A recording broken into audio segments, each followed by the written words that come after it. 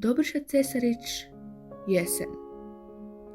Ona je tu, u tuzi kiše, po poljanama tiho hoda i kuda stiže, u vis diže, usplehirana jata roda.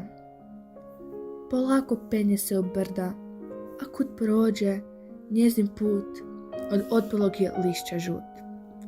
I u dol njemu idu krda, u jezeru nese nemir i ne vidiš mu više dna, a medvjed koga putem sretne, odjednom zaželi se sna. A kada livadama dune, njen vjetar uzbune se travke, u strništima tužno šušti, do polja slute snijeg i čavke. Na cesti uveli se list, u čudu digo, gle, ja skačem, a čovjek koji hoda drumom zagrnuo se ogrtačem.